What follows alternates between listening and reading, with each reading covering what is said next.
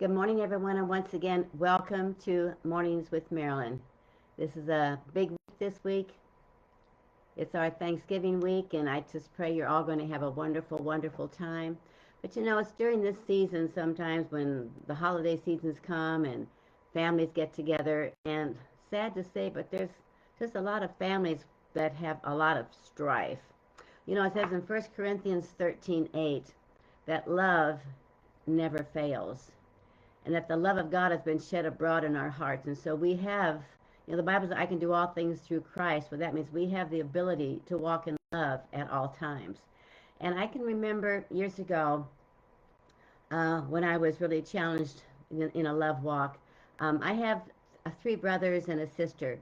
Unfortunately, I lost my oldest brother and my sister, half sister, some time ago. But my oldest brother is actually a half brother, and my oldest sister is a half sister. And when we were growing up as kids, they lived just about a mile away from our house. And so my half brother came over every Saturday to play.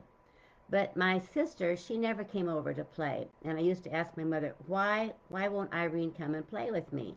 And finally my mother said, well, she probably thinks you're just too little because you're younger than she is. So I finally just accepted that. And then years went by, and my brother was going to graduate from the university, and so my father and I went to his graduation. And then after the graduation, we went over to his aunt's home, his mother's sister's house, for a meal, and we were invited to go. So I thought, well, I'll go in the kitchen and help the ladies cook. So it was in the kitchen was my half sister, her mother, and her aunt, and then myself. And the mother and the aunt were laughing and just talking about how much fun they had growing up as sisters and just reminiscing and just having a good time. And then my sister spoke up and she said, I wish I had a sister. I've always wanted a sister. And when she said that, it was just like she stabbed me in the heart with a knife. I mean, I was just crushed at what I heard her say. And suddenly I just felt the tears welling up in my eyes, and I didn't want anybody to see me cry, so I immediately left the kitchen and I went into the bathroom. And I said, Lord, that's her prerogative to acknowledge me as her sister or to not acknowledge me. But I choose to always love her no matter what her choices are about me. I will always love her. And then I left the bathroom and I just went out in the living room and I sat with my father. A couple years later, she had gotten married, and then a few years later, I had gotten out of college and I was married.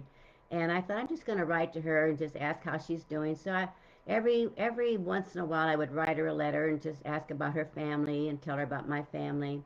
And I would always send her a Christmas card, and I always sent her a birthday card. But for this went on for almost 30 years. I never got one birthday card. I never got one Christmas card. I never got any acknowledgments from any of my letters or nothing. There was never any reciprocation whatsoever. And then one day my brother called and said that she was very sick and she had cancer. And I thought, well, I think I'll just send her an encouraging card. So about a week later, my brother called back and he asked, did you send Irene a card? And I said, yes, I did. And well, he said she called me and wants to know if she can have your phone number and call you. Well, I was totally shocked, and I said, well, sure. So she called about maybe a few days later, and I wasn't home, but my son was there, and he took a message, and my son just wrote down on a piece of paper, Irene called, and then it had her phone number. When I came home that day and I saw that note, I must have read that note, I don't know, 20, 30 times. Irene called, Irene called, Irene called. I'd never seen those two words together in my life, and I was just beside myself. But I thought, well, I'll return the call and I'll just let her carry the ball and just be very casual about the whole thing. So I called her back, and she said, surprisingly to me, she said, I just wanted to thank you for the card that you sent and that you said that you were praying for me. And I just wanted to thank you for that.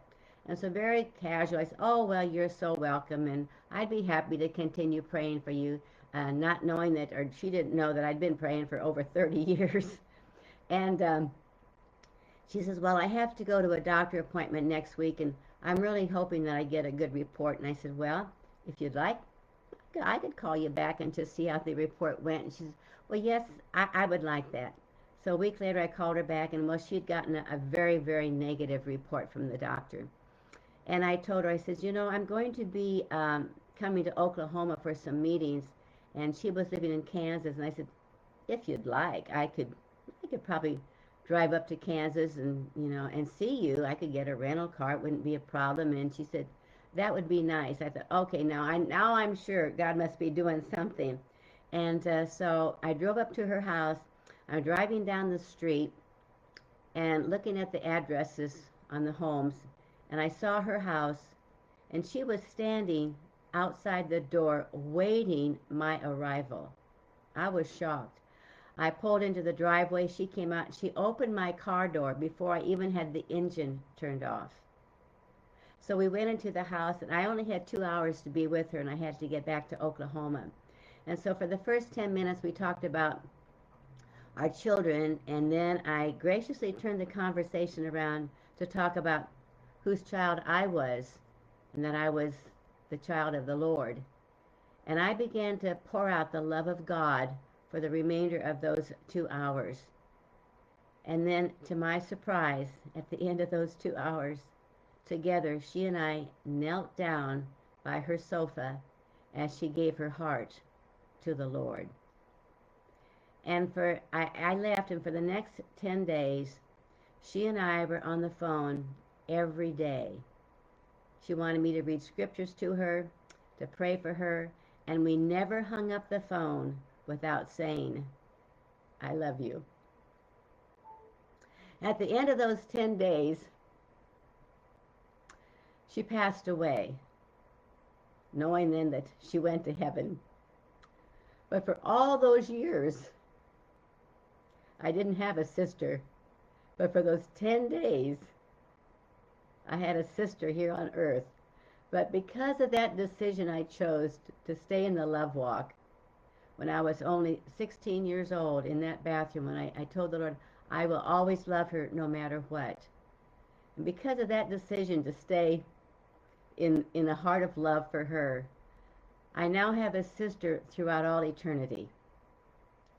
And I just want to encourage you that love never fails, and to stay in the love walk, no matter how challenging it can be, especially sometimes over the holidays.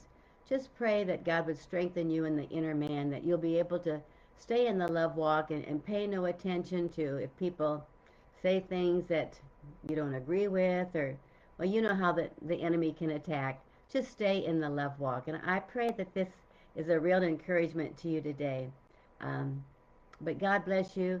Have a wonderful rest of this week. I'll be talking to you again tomorrow. But God bless you. Thank you for joining me today. Bye for now.